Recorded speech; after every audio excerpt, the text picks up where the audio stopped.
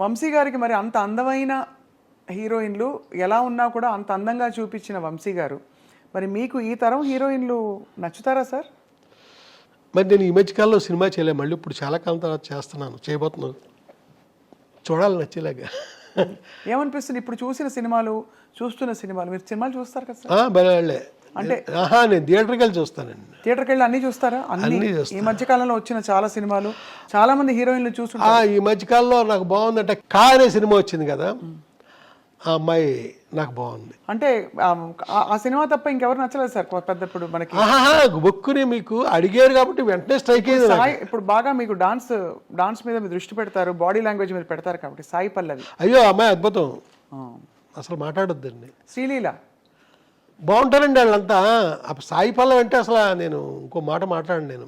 అవునా సార్? అంటే అమ్మాయిలో గ్లామర్ అది కాదు, అద్భుతమైన పర్ఫార్మర్ అమ్మాయి, మామూలు పర్ఫార్మర్ కాదు, చాలా అద్భుతం. ఎంతో మంది మనకి గుర్తొస్తారండి, చాలా అద్భుతమైన. సార్ మీ ప్రయాణంలో మీరు ఇంత భావుకులు, ఇది ఉండబట్టుకోలేక అడుగుతున్నా, మీకు ఎందుకు బ్యాగులు ఇష్టం అని ఎలా అడిగితే అడుగుతారు. మీ స్త్రీలతో మీ సంబంధాలు ఎలా ఉండేవి చిత్ర పరిశ్రమలో? నాకేంటో తెలియదండి, నాదంతా మానసికమైన సంబంధం తప్ప ఫిజికల్గానే పెట్టుకోనండి. ఏంటో తెలియదు నాకు ఎవరితోని. నాకు ఓ హీరోయిన్ అని ఏదో చాలామంది చెప్పుకుంటారా, ఆ మనిషితో సైతం నాకు ఫిజికల్గా నాకు ఎవరితోని సంబంధాలు లేవు. కానీ మీకు ప్రేమ కలుగుతుందా? అదేంటోనండి, మనిషి మీద ఒకనొక ఇష్టం. ఇప్పుడు సినిమాలు ఉదాహరించడం చాలా పెద్ద ఇదిగా ఉంటుంది, బాగోదు. మానసికంగా నేను ఇష్టపడడం తప్ప ఇదేం చేయను. ఓసారి ఒక ఇన్సిడెంట్ జరిగిందండి, బ్యాంకాక్ వెళ్ళామండి. కొందరు రైటర్స్తో పాటు బ్యాంకాక్ వెళ్ళాల్సి వచ్చింది ఒక అతను కలవడానికి, ఒక హీరోని. నాతో పాటు వచ్చిన ఒక యంగ్ రైటరు ఒక రూమ్ చూపించి, ఈ రూమ్లో పలానా డైరెక్టరు పేరు చెప్పనండి, 5 అమ్మాయిలతో ఒక రాత్రి గడిపాడండి.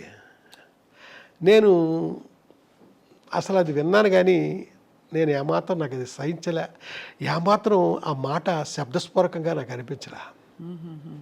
నేను ఆ రకం కాదండి, ఎట్టి పరిస్థితుల్లో కాదు. అంటే ఇది అడగడానికి నేపథ్యం కూడా సార్, ఇది ఏదో మీ వ్యక్తిత్వం గురించి అడగడానికి అని కాదు సార్, తప్పట్టుకోకండి దయచేసి. మీరు ఎలా అడిగినా పర్లేదు, బట్ అంటే కానీ అంటే మీ ఇంత భావుకత ఉండే వంశీ గారికి సహజంగానే అంటే మీరు సృష్టించే పాత్రల మీదైనా మీకు ప్రేమ వచ్చేస్తుంది కదా? అవునండి. ఇప్పుడు సితార కావచ్చు, తర్వాత మీరు చెప్పిన అన్ని సినిమాల అందరు హీరోయిన్లు అంత అందంగా ఉన్నారు, ఒక్కొక్క సినిమాలో ఒక్కో తీరులో. సో అప్పుడు వేవ్ లెంగ్త్ అంటే కనెక్షన్ ఎవరితో కలిగి ఉంటుంది మీకు అని? అప్పట్లో మీరు అన్నట్టుగా ఒక హీరోయిన్తో ఎక్కువ మీ పేరుని జోడించారు, కానీ నేను ఇంకెవరితోనే నాకు అలాంటి లేదు. ఇప్పుడు వాణి విశ్వనాథ్ ఉంది, 2 సినిమాలు చేశాను నేను, అంతే, అంతవరకే. శోభన నాకు చాలా అద్భుతమైన వ్యక్తిత్వం, ఇది కలిగిన మనిషి, అంతే, అంతవరకే. ఇలాగ ఏ హీరోయిన్ తీసుకోండి అంతవరకే, అంత మించి. మానసికంగా కూడా నేను ఇంకొక మనిషి జోలికి నేను వెళ్ళలేదండి, వెళ్ళబుద్ధిలే. ఇక్కడ ఒక మనిషిని మర్చిపోతే ఎడుదేమో, అప్పటికి ఎప్పటికీ మర్చిపోకుండా ఉండడం, అలాగే మనసులో ఉండిపోయారు అంతే, అంతవరకే.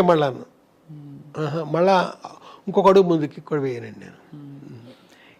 సార్ ఇలాంటి ప్రేమ వంశీ గారికి కలిగినా, ఎవరికి కలిగినా, నాకైనా ఆయనకైనా మనిషి లేకపోవడం బాధ ఉంటుంది కదా సార్. ఆ బాధను ఎలా సమాధానపరుచుకుంటారు? ఏమని చెప్పుకుంటారు మీకు మీరు? ఈ మనిషి నాకు ఇష్టం, ఈ మనిషి నాతో లేరు. ఏమండి ఇది ఒకటి చెప్తానండి, నిన్న ఒక ఫోటో చూశానండి. ఆ ఫోటో ఎవరిదంటే జమున గారిది. నేను డైలీ శుభోదయాలు పెడుతుంటారండి. అవును, ఫేస్బుక్లో కాదు, మామూలుగా పంపించేవాడిని మీలాంటి ఫ్రెండ్స్కి, మీకు కూడా పంపిస్తాను.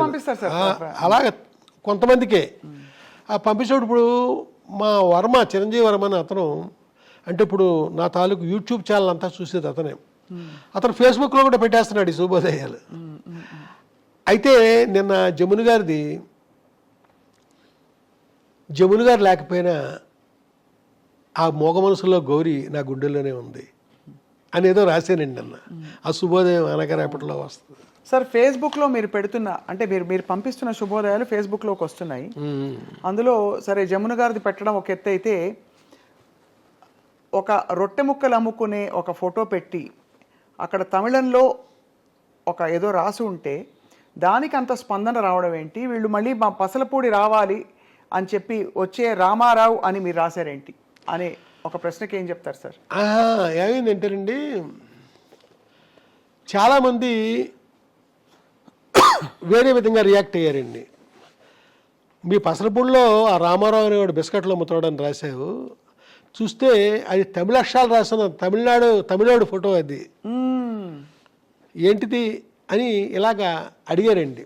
నేను చెప్పేది ఏంటంటే, నా చైల్డ్హుడ్లో నేను నిక్కర్లు వేసుకుని తిరిగే రోజుల్లో రామచంద్రపురం నుంచి మాకు పక్కనే ఉన్న 2 కిలోమీటర్స్ దూరంలో ఉన్న రామచంద్రపురం నుంచి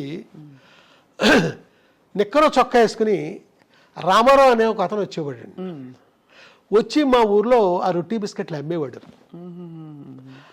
ఆ అమ్మినప్పుడు చూడండి కొన్ని బిస్కెట్లు ఇరిగిపోతాయి ముక్కల కింద. మాలాంటి పిల్లల్ని పిలిచి అందరికీ పంచిపెట్టేవాడు అతను.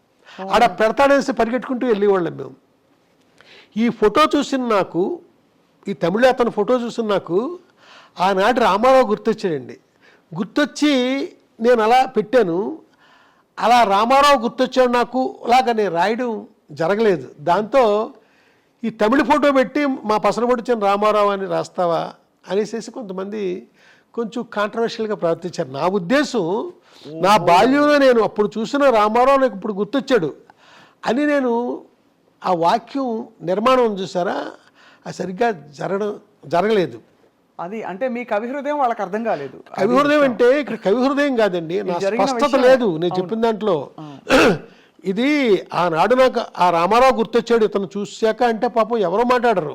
అవునవును. నేను రాసిన దాంట్లో ఆ స్పష్టత లేకపోవడం వల్ల జనం నన్ను అపార్థం చేసుకున్నారు. ఈ ఫేస్బుక్ సాధ్యమైనంతగా నేను కరెక్ట్గా అన్వయించేలాగే నేను చెప్తానండి. శుభోదయం ఏది పెట్టనియండి, నా జీవితానికి అది అన్వయించినప్పుడే నేను దాన్ని తీసుకుంటాను తప్ప పొరపాటుని, లేదా పలానా స్వప్న లైఫ్లో ఇలాగా అది కూడా నేను చెప్తాను, పలానా రామారావు రాజుబాబు అలాగా అని చెప్తానండి. ఇక్కడ మట్టికి అలా జరిగింది. వివరణ ఇవ్వలేదు, తప్ప ఇంకేం కాదు. ఎప్పుడంటే ఇంత వయసులోనండి, చిన్నప్పుడు ఇదంతా జరిగింది.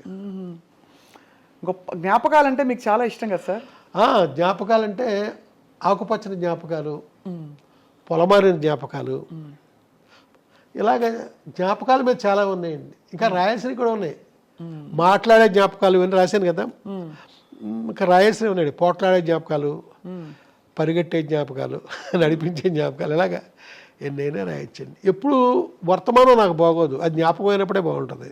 ఏంటో నాకు తెలియదండి. అది మీ కళాత్మకత సార్. సార్ కానీ ఇందాక అడిగిన ప్రశ్నకి మీరు మళ్ళీ సున్నితంగా అడుగుతున్నా సమాధానం ఏంటంటే, ఏదైనా మనకి ఇష్టమైన వ్యక్తి కానీ సినిమా కానీ ఏదైనా, ముఖ్యంగా వ్యక్తి అయితే అందులో మన మనసుతో ఇష్టపడిన వ్యక్తి అయితే మన చుట్టూ లేకపోతే మనం కొంత అలజడికి లోనవుతాం. ఆ అలజడిని మీరు ఎలా సమాధాన పరుచుకున్నారు? ఇప్పుడు ఉండకపోవచ్చు కానీ ఎప్పటికే వాళ్ళే అని చెప్పారు కాబట్టి సున్నితంగా అడుగుతున్నాను ఇది. ఇప్పుడు ఏమీ లేదండి, ఒక ఒక ఒక ఎన్నో ఏళ్ల క్రితం మ్యాటర్ ఇది. ఇవాళ మామూలు కండిషన్లోనే మామూలుగానే ఉన్నా, కానీ ఎప్పుడు జ్ఞాపకం బాగుంటుంది కదా నాకు. మరి అదే ఆ జ్ఞాపకమే బాగుంటుంది. అలా అంతే ఇది బాగుంది. మళ్ళా గతం నిజం కావాలి అని కూడా నేను ఇప్పుడు కోరుకోను, ఎందుకంటే అవ్వదు కాబట్టి. సార్ వంశీ గారి విజయంలో రాజా సార్ పాటలు ఎంత ముఖ్యమో, రాజా సార్ ప్రయాణంలో వంశీ గారి సినిమాలు కొన్ని మైలు రాళ్ళని చెప్పచ్చు. ఇళయరాజా గారితో మీ మొట్టమొదటి పరిచయం, అనుబంధం, ఆ పరిచయం అనుబంధంగా మారడం ఎలా జరిగింది సార్? ఇది ఒక కథలా చెప్పాలేమో, చెప్పంటారా? చెప్పండి. సితార్ సినిమాలో డైలాగ్ చాలా తక్కువ ఉంటుందండి, సైలెన్స్ ఎక్కువ. అది సైలెన్స్ ఉండడానికి కారణం ఏంటంటే, అది మ్యూజిక్ కోసమని నేను అలా అలా అలా సీన్లు కన్సీవ్ చేశానండి. సితార్కి రామనాయుడు గారి థియేటర్లో నేను మాట్లాడేది మద్రాసు గురించి, చెన్నై గురించి. రామనాయుడు గారి థియేటర్లో సితార డబుల్ పాజిటివ్ ప్రొజెక్షన్ వేసేవండి ఆ నైట్. సినిమా చూశారండి. ఏడు నాగేశ్వరరావు గారి ఫ్యామిలీ మొత్తం యూనిట్లో జనం మొత్తం అంతా దాదాపు 100-150 మంది చూశారండి. ఎక్కడా డైలాగ్ లేదు, కామెడీ లేదు. ప్రతి ఒక్కరికి కూడా విపరీతంగా బోరు కొట్టేసిందండి. నాగేశ్వరరావు గారు అయితే శంకరాభరణం లాంటి ఒక కావ్యం తీసిన నిర్మాతని పొరపాటుని కుర్రగాడికి సినిమా ఇచ్చి ఎంత తప్పు చేశాను నేను అని ఆయన అంత దారుణంగా ఫీల్ అవ్వడం జరిగింది. చాలా క్రైమ్ చేశాను నేను, ఎంత తప్పు అయింది అనేసి. అలాగా రాత్రి నాకు ఇంకా నిద్ర పట్టలేదండి. అప్పుడు స్మోక్ చేసేవాడు, తెక్కాల్చేసాను సిగరెట్ల. అప్పుడెప్పుడో, ఇప్పుడు ఏమీ లేదు, చాలా ఏళ్ళు అయింది, 25 ఏళ్ళు అయింది, 30 ఏళ్ళు అయింది మానేసి. చాలా డిప్రెషన్కి వెళ్ళిపోయానండి, ఏం చేయాలి అని. నెక్స్ట్ డే ఇళయరాజా గారు చూస్తున్నారు, ఆర్ఆర్ కోసం ముందు ఆయన చూస్తారు సినిమా. చూశాక ఇన్ఛార్జికి చెప్తారు, స్పెషల్గా ఇన్స్ట్రుమెంట్లు రావాలి అంటే 1 వేళ కాదు 3 వేళలు కావాలి ఇలాంటి. అప్పుడు చెప్తారు 2 ఫ్లూట్లు ఇలాగే చెప్తారండి. సరోద్దు చెప్పు, షహానాయ్ పిలువు, ఇలాగా చెప్తారండి ప్రొజెక్షన్ నుంచి బయటకు వచ్చాక. ఆ మధ్యాహ్నం మళ్ళీ డి రామానాయుడు గారి స్టూడియోలోనే, అదే థియేటర్లోనే చెన్నైలో ప్రొజెక్షన్ ఇళయరాజా గారు చూస్తున్నారండి. ఆయన చూస్తున్నాయండి, సైలెన్స్ అది మామూలుగా వెళ్తుంది. ఇంటర్వ్యూలు అయ్యాక డైరెక్టర్ ఎక్కడా అన్నాడు ఆయన. అనేసరికి ఏడు నాగేశ్వరరావు ఎక్కడెక్కడ ఉంటాడులేండి, ఏంటి ఇలా రాయ్యా, నా అక్కడికి ఉన్నాను మూల వచ్చి అతను పక్కన కూర్చోబెట్టుకున్నాడు నన్ను. మొత్తం సినిమా చూశాక ఎన్నాళ్ళకి నేను అద్భుతంగా పనిచేయడానికి ఒక సినిమా దొరికింది నాకు, చెప్తాను దీనిపైన రేపటి నుంచి అని కారికి వెళ్ళిపోయాడండి.